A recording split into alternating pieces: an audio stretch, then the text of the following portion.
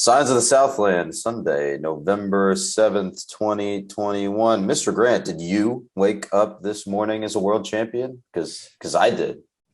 I guess so. I have an Atlanta residence. Does that make me one by default? Maybe. No, because you Ah, got your time in 2016, and now I get my time. This is mine. This is entirely only mine. And eh, yes, that is bad bad news. news. That is bad news. You got your again, 2016 was your year. This is the year of the Atlanta area baseball team. For those that can't see, since podcasting is a visual medium, I have a Cubs mug that says "bad news" on it, and I was waving it right in the old camera. But nevertheless, I am heartbroken to not be a world champion by default, as all should feel.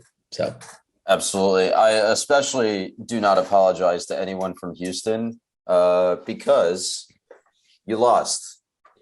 So Sucks. you're saying you would like to take this opportunity to apologize To to absolutely literally no no one. one from Houston. I'm kidding. Houston is a great city. I have friends that live there. Um, but yeah, Astros fans, we won. Uh, Trash Stros. I'm not going that Asterisks. far. Cheating is cool. Baseball cheating is cool. Everyone's just lame, and no one wants to admit that they're cheating. This is some full cast takes to the extreme right here. Am I But wrong though? Everyone is cheating. If you're not cheating, you're not trying. It's just like college football.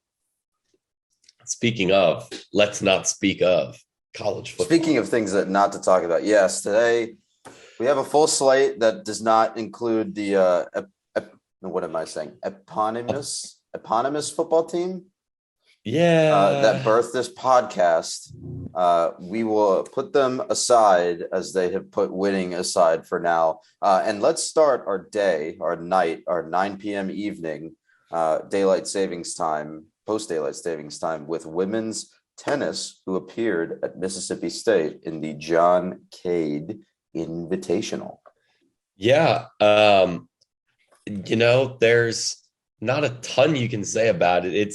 I get it. It's fall. It's a thing that happens. It's also not something that has a ton of bearing on the spring and the ACC picture and the tournament run and all of that. They did fine. They won twice as many singles matches as they lost, and they won twice as many doubles matches as they lost. That's a good weekend.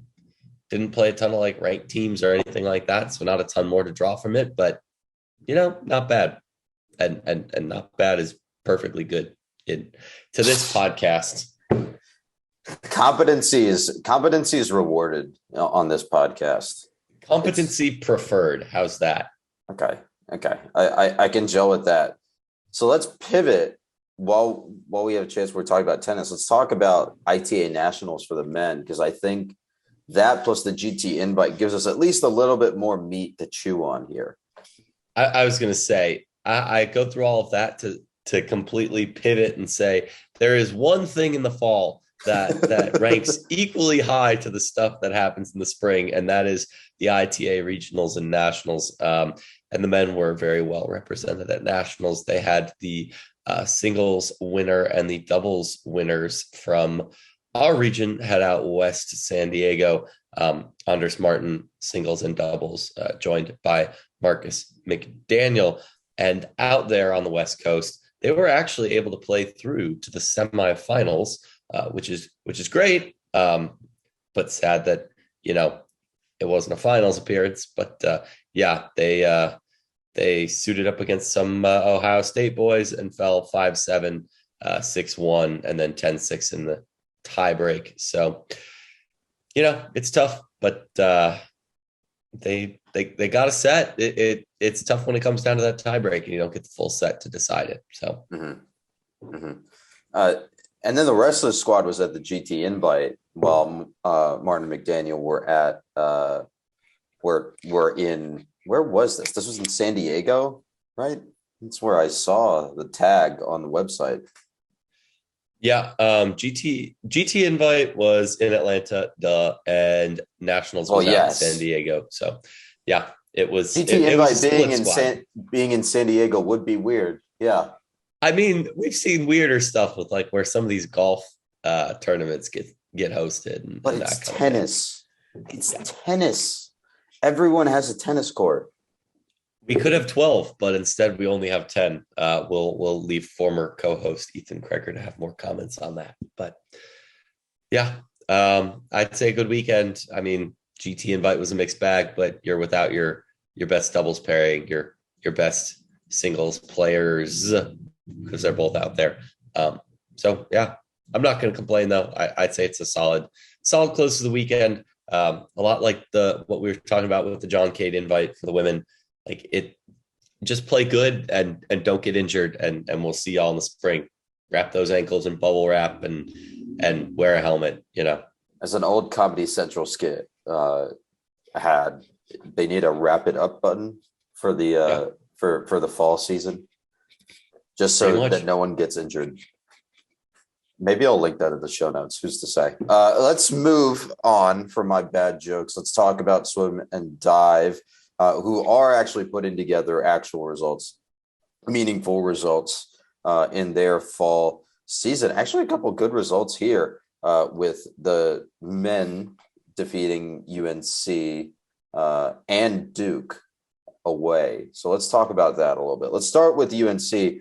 We did see Mert Kilovuz break a program record in the, what is this, the 1650 free, Nope, the which, 1,000 free. oh my Yeah. God, you didn't say, it's not listed. It's not But in the document. You've but set me up for failure. that's the one that's that's the one we talked about last week. Anyways, regular listeners to this podcast would know that Mert was very, very, very close to breaking that record. Basically, last time he was in the pool, and he was able to slide on under that mark, and that's great for him. This is really his second meet or his second swim in this event as a tech swimmer. So really no complaints there. I think the site noted that basically every record other than now the 1650 free has been broken in the last 10 years. So that's It's great to see ridiculous. as well. That's some ridiculous turnover in terms of record breaking. That's pretty ridiculous turnover. With I think that's normal for it. Like seems normal for swimming as a sport because I think everyone's used to seeing records go down all the time from the Olympics, from the World Championships, and those are obviously on like a basically a 2-year cadence, right? But this is, I mean, in 10 years to turn all of your records over at least once is really good. I mean, it's kind of the goal too. You want to always be bringing in those swimmers who are just a little bit better, a little bit better. You think at some point there's going to be that rising tide where it naturally catches it. But I don't know. On some level, it's an expectation that you're always breaking them, but the fact that a giant chunk of the current record board is owned by people still on the team really says a lot about the high water mark that I think this team is at, particularly Absolutely. given the bonus fifth year for all those swimmers who missed out on their 2020 NCAA season, where you can kind of combine that last year of Kaio and Christian with Mert Kilovuz, with a couple other the Turkish swimmers. Like this is, I get that they're in kind of the same relative spot as they were last year, at least in the rankings, but in terms of what they could do, like this could be very much a top 20 team, and the fact that they're hanging in with FSU, which is right in the same neighborhood, beating UNC by 10 points, another team, UNC men being the 21st best team in the country. That's hanging in again with a team that you're at least evaluated to be pretty similar to, which is always good to see. Mm-hmm.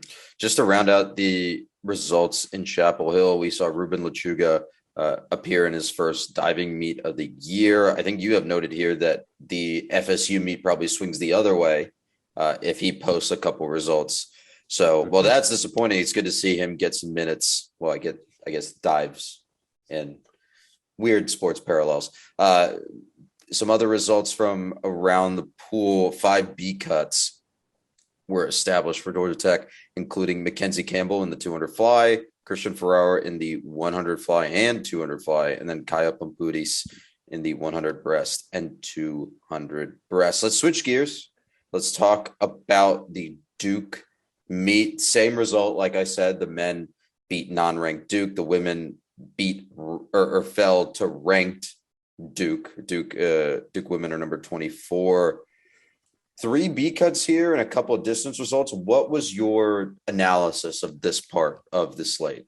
Yeah, I think the main takeaways, especially like comparing apples to apples, you'd think, wow, like these are back-to-back days. You would expect similar results, yada, yada, yada. Well, one, throw that a little bit out of the window for the men, because the Duke men are not quite as good as UNC. That was, a little bit more of a runaway meet for the men. But you also might pivot and say, hey, like the Tech ladies only lost to Duke, or to UNC by 30 points. Why is it a little bit worse to a less good, theoretically ranked Duke team? And that's just stuff that comes out in the results, comes out in the wash. We see it in other sports too. Like that, just because somebody plays and matches up in certain events a certain way doesn't mean they're not necessarily going to turn around and do the same thing the next day. Tech also, I don't know why they sometimes do these right back-to-back days, but that just happens. We noted that Mert Kilavuz, the day after breaking the 1,000 free record and also swimming, other events in Chapel Hill, had to turn around and swim the 1650 in Durham. That is brutal. My arms are just hurting as I think about that load. Like, come on, the NBA gives their guys load management. You got to cut the kid a break here. Well, I'll put it like this. They don't even swim the 1,000 free at NCAAs. They don't think it's worth it to have both distance events. Load management. Yeah. So you can look it up as like, oh, the women swim the number 15 team closer than the number 24. At the end of the day, it's like 4 points is the swing there. The events aren't consistent in every meet, whatever is offered and who's swimming what, that stuff all comes out in the wash. And yeah, I don't know. We're a distance school now. Tashildis also nabbed a 200 fly B cut to join Campbell's 200 fly. So the women in the butterfly, that is their bread and butter, I guess. Their bread and butterfly, you may say. Yeah, I didn't want to do that, but then I started take the layups phrase, and I was like, oh no, take the layups. We're in too deep. But super deep. They'll be in action next in 2 weeks at home. GT invite should be a stacked field. I haven't seen a final list of teams yet, but given that we host NCAAs and ACCs, there's going to be a lot of teams and should be a lot of good teams wanting to get into our building to swim. So hopefully we see a lot of foes, I guess. I don't know if that sounds a little bit dangerous, but I think it's going to be a good competition, right? Like you said, a lot of people are going to want to come try out the pool and get used to the pool, even in that one, at least get used to the current field of pool, even in that one instance.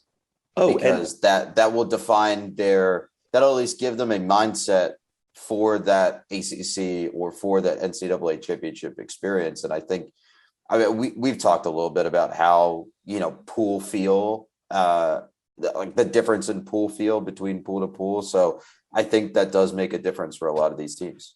It's like being able to play, say, the national championship is at Hard Rock Stadium and you get to play Miami during the year or something like that. If you have those kind of aspirations, it's kind of a similar thing, but there's a lot more teams that make it to the NCAAs for swimming. You have 100 or whatever teams with swimmers in the water. But even in years we don't host, it's a great turnout. So it should be even better this year. Absolutely. Let's switch gears from the pool to the basketball court. Men's and women's basketball seasons start on Tuesday, which we noted last week, but now it's even closer. It's really much closer than I thought it was going to be. The men start on Tuesday at 7:30. They'll host Miami of Ohio. That'll be on ACC Network Extra. That's followed up by a game on, I think this is Friday, the 12th, at another 7:30 tip versus Stetson. That's also at home. That's also will be on ACC Network Extra. Just to knock out the women's schedule here, the women actually start out on the road on Tuesday. They have a 6 p.m. tip at Central Michigan. That's on ESPN Plus. And then on Thursday, they have a 7 p.m. tip versus Kennesaw State at home, ACC Network Extra. And then to round out the weekend, I think this is a Saturday tip that is a 2 p.m. tip versus Belmont at home, also on ACC Network Extra. You had one comment that you wanted to make about the men's basketball team. Yeah, but before we do that, I just had another on the schedule in general. What is it with Pastner and Fortner both going out and being like, you know what we need to start the year? You know what Georgia Tech basketball fans need? It's just a double dose of Maction on a Tuesday night. There are actual Maction games that night, I'm pretty sure. Like football, Maction football games. It's not even the biggest Georgia Tech Maction that we could have because they're hawking with real Maction. It's a shame, but no Maction is too much Maction. No Maction is enough Maction. Like, okay, I don't really understand why a Sweet 16 ACC team needs to go on the road to play Central Michigan, but maybe it's a 2-for-1 or a 1-for-1, and we have a home game against them in the future. I don't really know. I don't think I've ever watched Central Michigan women's basketball or men's basketball play a single game in my life. So I don't really know what to tell you about that. You will on Tuesday. So I will say, though, I have seen the women play Kennesaw State several times. I've seen Belmont women's and men's basketball in action. Shout out to the real ones, 2017 NIT forever in our hearts. But yeah, Kennesaw State, that'll be it's Kennesaw State. You got to win. They're not a Sweet 16 team. Win the easy ones. If we're not talking about a 5-0 week next week between these two teams, we got some problems. I might be pulling out my hair, but we'll get to that one when we get to it. I think it leads into the comment that I did have, and that is whether it's Pastner or players even mentioned at ACC Media Days, the expectation that Georgia Tech knows that they start slow and needs to start better. And you can chalk up the 2020 opening back-to-back losses to Mercer and Georgia State and be like, COVID, contact in practice, et cetera, et cetera. Valid enough for COVID times, but they do need to start better. And my kind of flip side of that comment is noting that let's go back and find my little chart, is that Pastner noted that they've really found a way to really improve as the year goes on.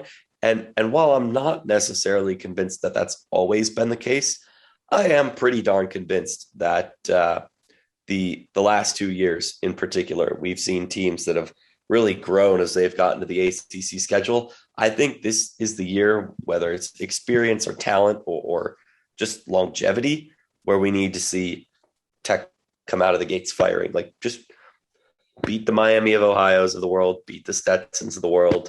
If you're Fortner, go on the road, get a win against Central Michigan.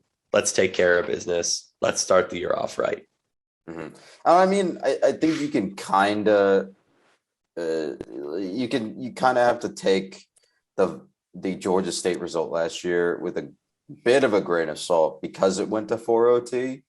Yeah, but I do agree. Shouldn't have gotten there in the first place. Yeah, that's the caveat there. You shouldn't have gotten there in the first place, given the talent differential between the two squads. So it'll be interesting. I think, barring anything outrageous, both of these teams should have good weeks.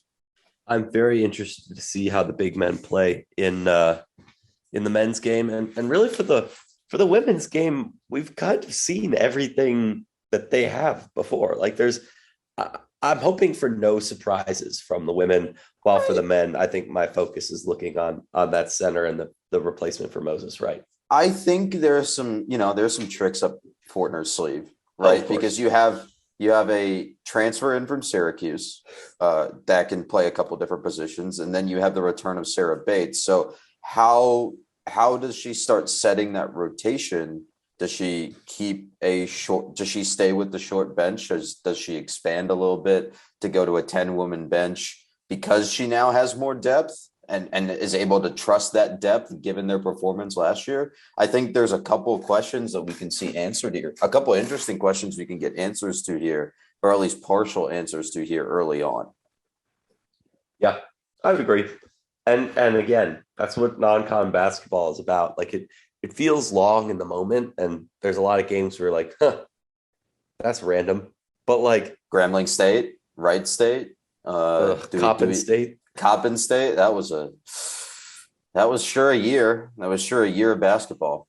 But you know what I mean? Like it can seem long and winding, but really it's about, you're gonna have a couple of marquee matchups. UConn for the women, LSU and for the men, Georgia for both teams. Like that's what you're gonna get. USC for the men going on the road. Like The there's Phoenix Bowl.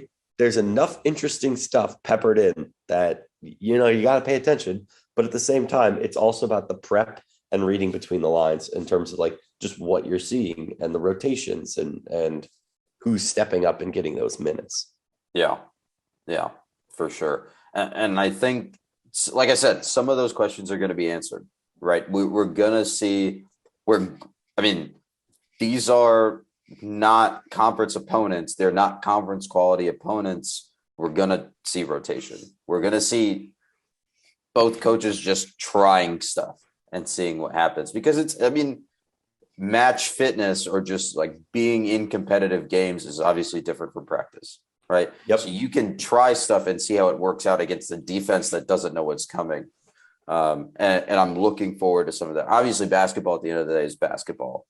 It's hard to get weird with it in much the same way that you would in like football or soccer. But I'm interested in seeing some of these adjustments, or at least like both of these teams tipping some of the adjustments that they might want to make later in the year. Yeah.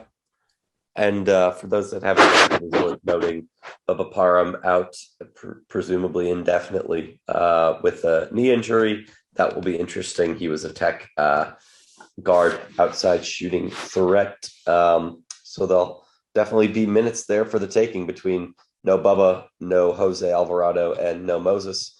Jose splitting time with the Pelicans and looking good in his appearances so far. So we wish them the best. But yeah, a lot of familiar faces back. So if you fell in love with these teams last year, you're gonna you're gonna be able to get sucked in this year as well, I think. I can't help falling in love with them.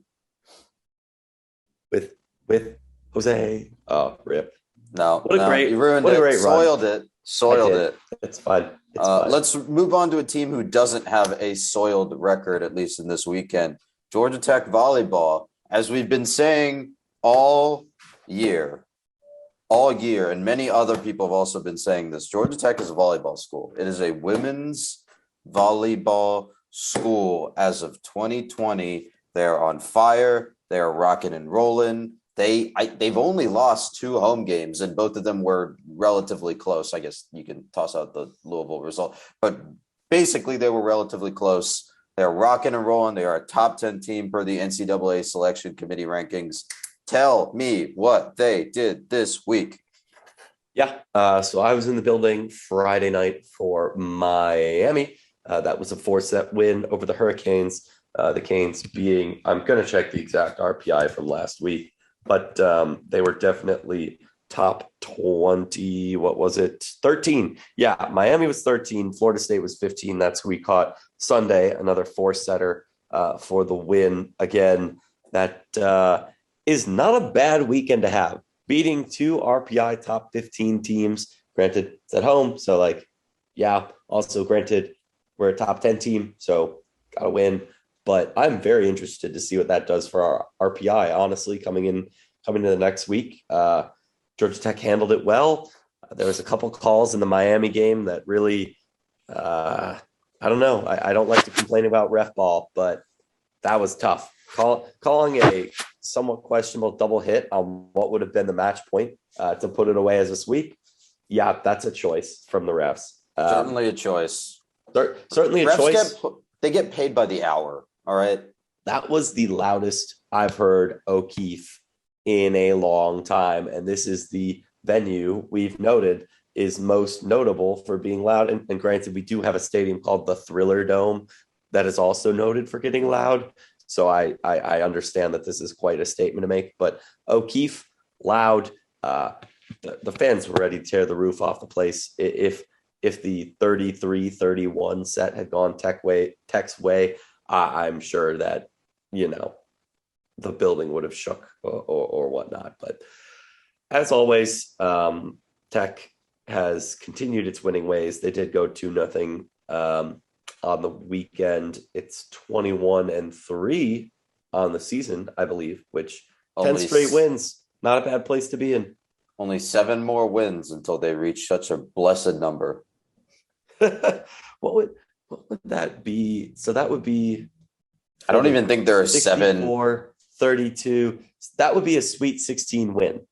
Would put them at that record. So please, let's do that.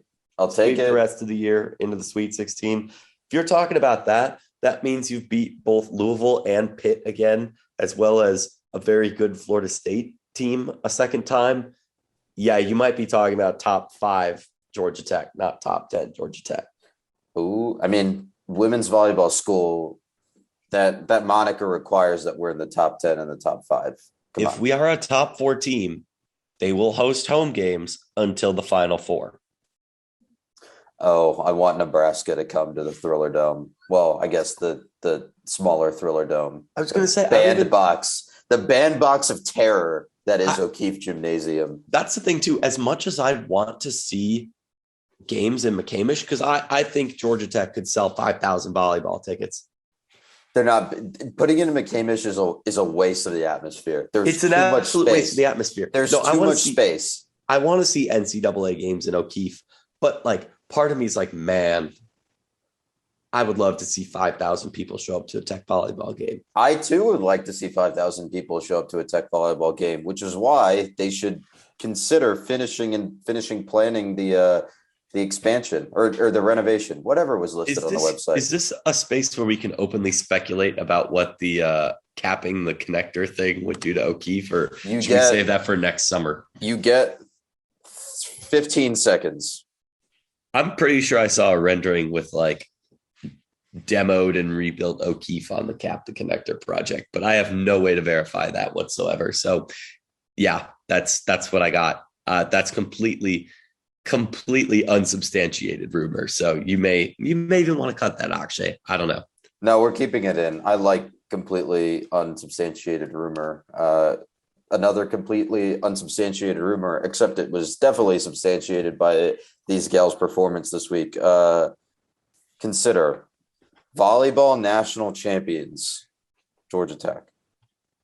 That's a really bold statement, I'm aware, but it's the least bold statement we could make for any of these teams. It's getting really hard to untrain my World Series champion brain from being very doomer about sports in general these days. I don't want to say that they're going to reach a certain round lest some dumb thing happen in between now and then. Yeah, you need to not talk like that. Just saying. So I'm going to shoot this shot. I'm going to put the idea into the ether. There's a lot of things that got to line up for that to happen. I'm not saying it's going to happen or it's not going to happen. I'm just saying, literally just saying. We'll have to let the games happen. I just want to let the run be fun while it lasts. Because like the I don't know. The Cubs window has closed guy in me is like, man, I was all huffy that the 2017 team didn't make it back to the World Series. I should have just had fun while it lasted. One day, that'll be you. one day, Kevin Parada will be in the major leagues, and heck, Jose Alvarado's already in the NBA. Like, eventually, the time goes for all of them, and just gotta go watch the games while they're still happening. Speaking of games that you can watch as they're still happening, on what is this? A Saturday 7 p.m. No, this is a Friday 7 p.m. tip off. That'll be at number 2 Louisville on ACC Network Extra. That'll be a very, very good game. They didn't even give them the ACC Network. No, because the ACC Network has never cared about Georgia Tech. We've been over this. But it's Louisville. Louisville's number 2.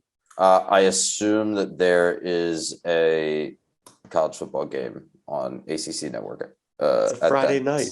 Yeah, they played Virginia Tech, Boston College on Friday night last week. Oh, I thought those Friday night games were usually on ESPN. My bad. Tuesday, Thursday, Friday. Ooh, there is nothing on ACC Network, or there's no football, so there's probably basketball. Or maybe it's something random like soccer finals or something like that. Maybe, but let's just check let's have a little look-see at the old basketball slate as I scroll. There it is. Army at Duke, ACC Network, 7 p.m. Heaven forbid. Heaven forbid Cameron Indoor Stadium isn't on national TV. What? Oh, you meant it's really bad. Oh, duh. It is really basketball. I'm not joking. Do you want a screenshot? It's Army at Duke.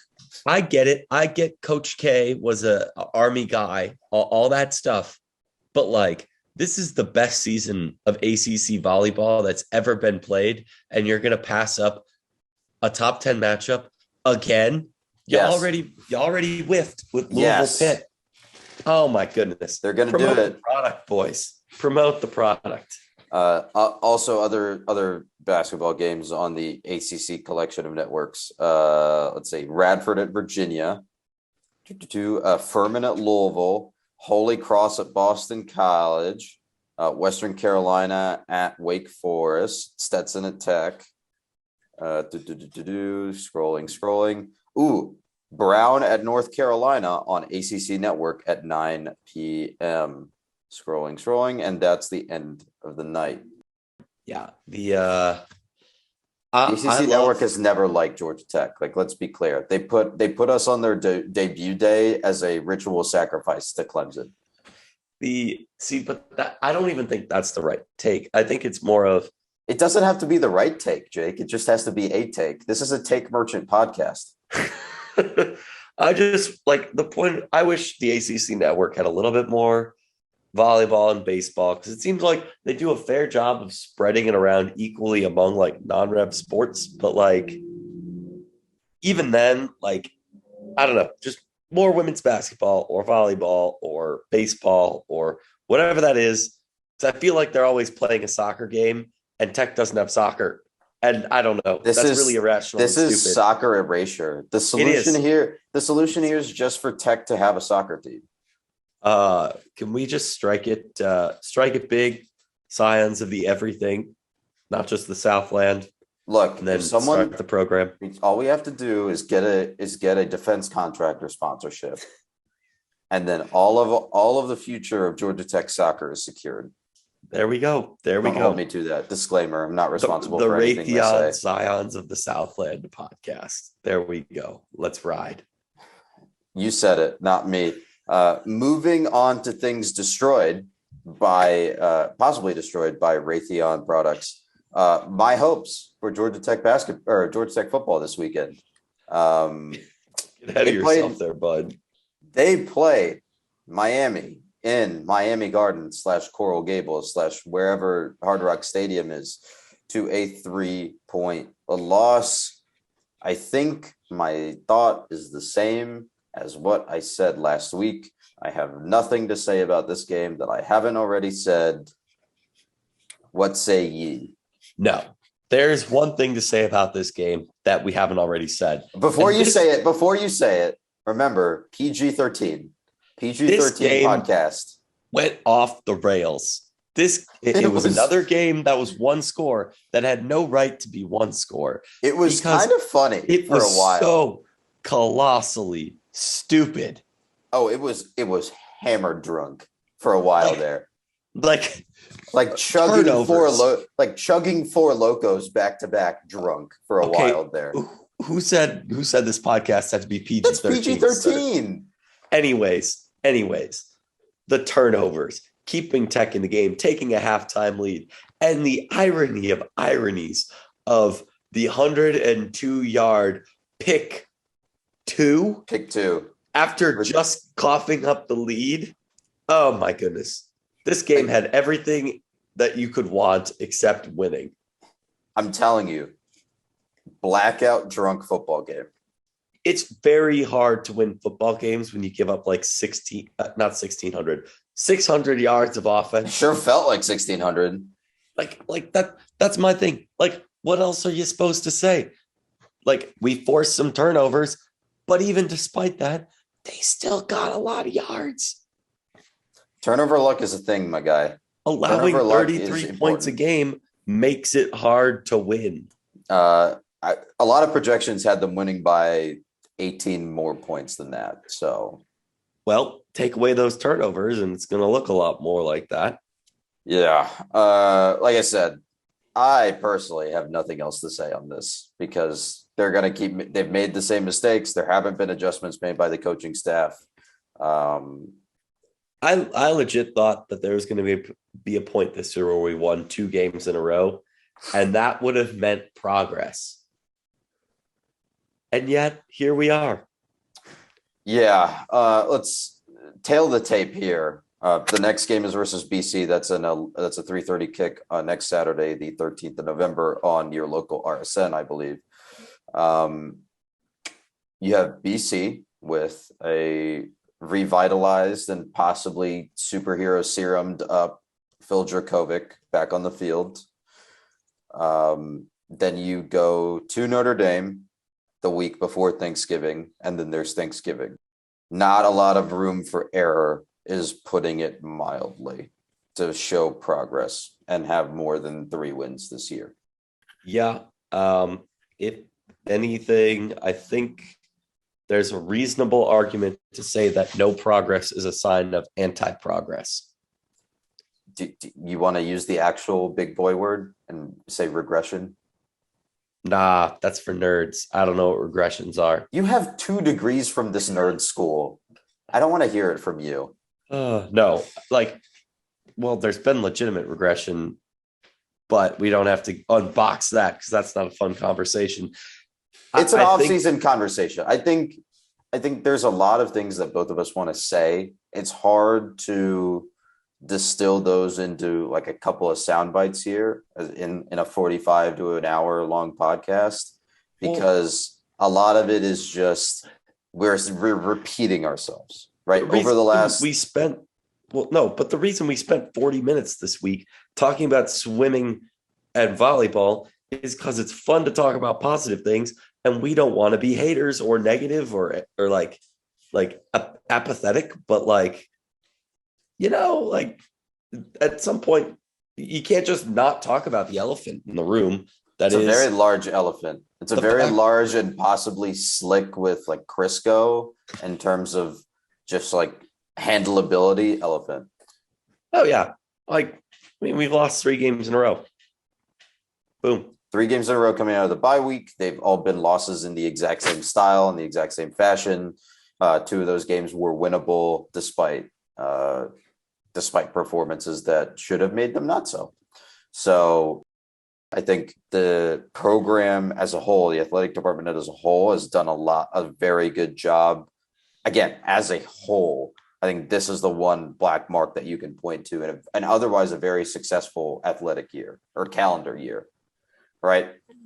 But it just so happens to be that this is the This is the most important. This is the largest program. And so that's what, because there are so many eyeballs on this, that's where some of this apathy, that's where some of this snark comes into play, right? Because this is the program that you want to succeed. This is the program that makes the most of your revenue.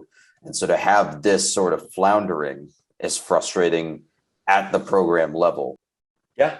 I mean, it's not fair, but this is the bellwether. This is how entire programs are judged. And I think the entire ethos of our podcast and really of our site is that that shouldn't be the case, but it is no coincidence that it would take 6 to 7 basketball games worth of attendance to fill one football game. Multiply that by another 4 or 5 times for volleyball, or another 2 or 3 times for baseball. Like that is the landscape of college sports, and you got to take your lumps with it, I guess. I think that kind of describes our opinion on the football program at this point. So we're going to pivot, talk about other things that make us feel better. You have one thing to plug as we roll on out of here. Yes? Yep. I did guest record on a podcast called the CFB Stories on Thursday. I spoke about the 1966 Georgia Tech football season, that season in particular, due to the many interesting things that happened both on and off the field. We will keep y'all posted when that is live. I thought I was pretty interesting, but I'll leave y'all to be the judges of that. Should be decent. They were good folks, and they've got some other podcasts. No free ads, but at least listen to the From No the free ads, edition. but he does a free ad. I mean, how many times have we talked about certain shirts and or restaurants on this podcast? Comfortable vintage apparel and cheap and fine dining, as I would put it. Also, we got our home field stuff on Saturday. Home field magic did not apply. I was going to say, I want to know where that magic is. I need some refund. I thought that was part of the deal, was like a win. But home field magic, all home field magic in the Atlanta area was directed to the Atlanta Braves. I will not be taking comment on this investment at this time. All right, fair enough. One other note that I want to bring up as I'm seeing it on the social media sphere, Georgia Tech club hockey now has some awesome new gold uniforms. I'm not seeing a note on whether those will be available for sale, as they usually are. But like I said, they usually are. So they will keep you posted, I assume. Yep, I guess so. In the meantime, I think they play Auburn this weekend. I don't know if it's at home or not. Sorry, this was a completely impromptu plug. They might be at home against Auburn. I know they play Auburn. They came off a 2-game set versus Liberty, which I think they split this past weekend. Did. So we did not mention that, but that did happen. And getting a split there is nice. I guess we don't really know that much about the club hockey landscape, so not a ton to talk about there. But I don't know. This was a delightful podcast.